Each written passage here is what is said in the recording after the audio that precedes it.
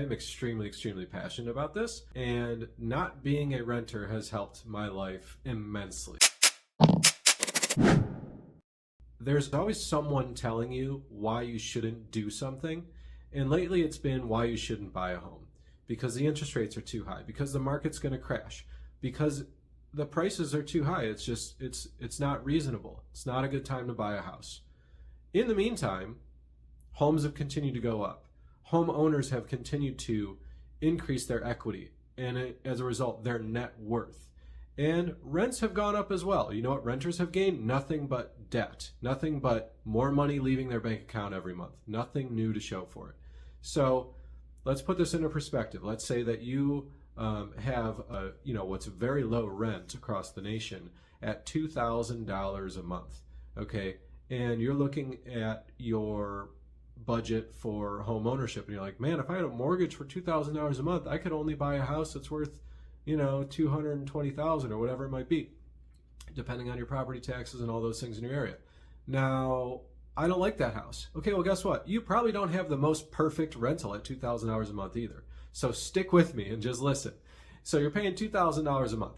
You've got $24,000 per year going out. That's over the next 5 years, $120,000 that you've paid into rent. Let's just assume you did get a house that you don't like as much, okay, but you bought a house. Now, oh my gosh, now I got to do some repairs. Now I got to do some improvements. Now I'm spending more money per year than I did in rent.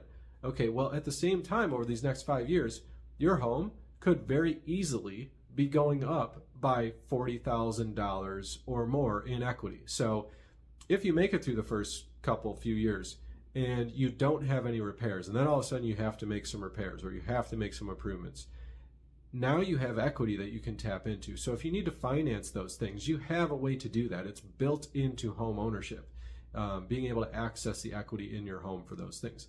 So that is one way to look at it. Another way, the way that I did it, was to go straight into investments. Rather than getting a rental that I could impress people with, I bought a home that wasn't very impressive. It needed some repairs. I was very young, so it was impressive anyways because I had a home. But I made those repairs. I improved that property. I put a tenant in the property. It was a duplex, so I lived in the other side of the duplex. This is called house hacking nowadays. And my mortgage was covered. What it set me up for, what it created in the ability that I had to utilize the funds from that property to purchase other properties, that property has basically made me over $1 million just because I own it. It's just insane.